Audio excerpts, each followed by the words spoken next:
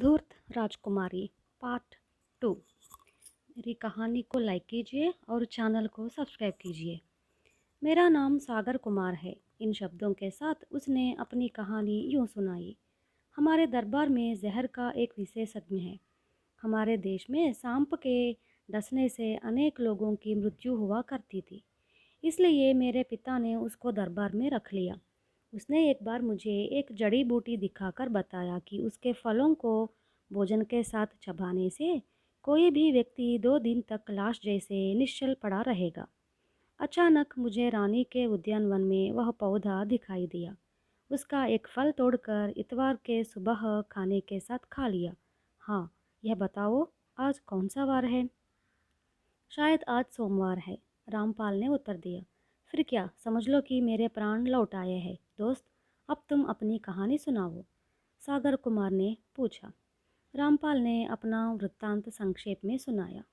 सागर कुमार की बातों से रामपाल ने भांप लिया कि राजकुमारी अपने साथ विवाह करने आने वालों को जादू की युक्ति के द्वारा धोखा दे रही है।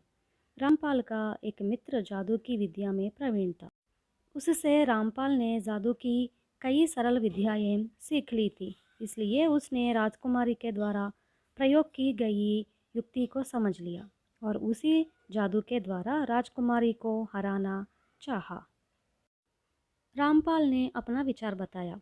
इस पर सागर कुमार ने समझाया, तुम अगर अपनी युक्ति के द्वारा राजकुमारी को हराओगे, फिर भी राजकुमारी सहृदयता के साथ अपनी हार को स्वीकार करेगी। इसकी क्या भरोसा है? हार कर भी यदि वह तुमको कारागार में बेच दे तो? तब तुम अपने पिता की सेनाओं को लाकर मुझको कारागार से मुक्त करो। हे मित्र, क्या मेरी इतनी सहायता न करोगे? रामपाल ने पूछा। मैं तुम्हें वचन देता हूँ, मैं अपना वेश बदलकर नगर में रहूँगा और आवश्यक सारा प्रबंध करूँगा। मेरे पिता का राज्य भी समीप में ही है, सागर कुमार ने जवाब दिया। दूसरे ही दिन नगर के द्वार खुलते ही राजपाल तथा सागर कुमार ने नगर में प्रवेश किया। सागर कुमार ने अपने केश मुड़वाए। राजपाल के पास जो अतिरिक्त वस्त्र थे उन्हें धारण कर अपने रूप को बदल दिया। एक खिलौनों की दुकान में रामपाल ने सागर कुमार के सुझाव पर एक छोटी सी पेटी खरीदी। उसमें एक सिक्का डालकर उसे अपने बाएं हाथ की कलाई में थोड़ी ऊंचाई पर बांध लिया। तब अपने कुर्ते के हाथ को उस पर खींच लिया। इस समय वह यदि अपना बाएं हाथ हिलाएगा तो ध्वनि होगी। इस प्रकार तैयार हो रामपाल राजकुमारी के पास पहुंचा और उसके साथ विवाह करने की इच्छा प्रकट की। मुझको जीतना चाहते हो तो मेरी परीक्षा में तुम्हें विजयी होना होगा, राजकुमारी ने अपनी शर्त प्रकट की। रामपाल ने बताया कि वह किसी भी शर्त को स्वीकार करने के लिए तैयार है।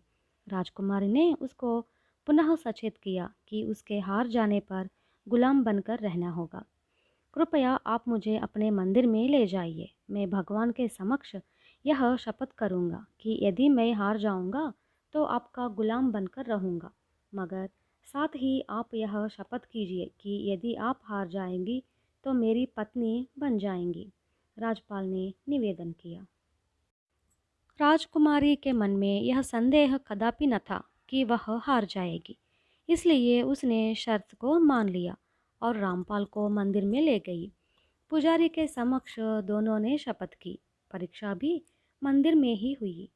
रामपाल ने पात्र में अपना बाएं हाथ रखकर एक पेठी निकाली और उसको हिलाया। उसमें उसे ध्वनि निकली। इसे देख राजकुमारी चकित रह गई। राजकुमारी, मैं जीत गया हूँ, मेरे साथ विवाह करोगी ना? रामपाल ने पूछा। राजकुमारी ने सिर झुकाकर अपनी स्वीकृति दी।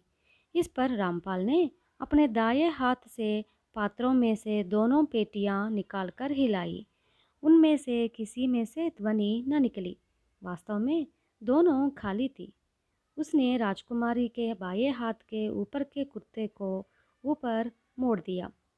तब उसकी कलाई पर बंधी एक सिक्के वाली पेटी दिखाई दी। तुमने इस प्रकार सबको धोखा दिया, तुम धूर्त हो राजकुमारी, रामपाल ने कहा। मैं धूर्त नहीं हूँ, मैंने अपने पिता की आज्ञा का पालन किया है। बस मेरे पिता ने मरते वक्त मुझे हराने की बुद्धिमत्ता रखने वाले का निर्णय करने के लिए यह उपाय बताया है। मुझे बड़ी खुशी है। मेरे पिता की आत्मा भी संतुष्ट हो जाएगी। आज तक मेरे गुलाम बनकर जो लोग रह रहे हैं, मैं उन्हें इसी वक्त मुक्त कर देती हूँ। वे सब हमारे विवाह में भाग लेंगे और पुरस्कार प्राप्त करके अपने अपने घर चले जाएंगे, राजकुमारी ने समझाया।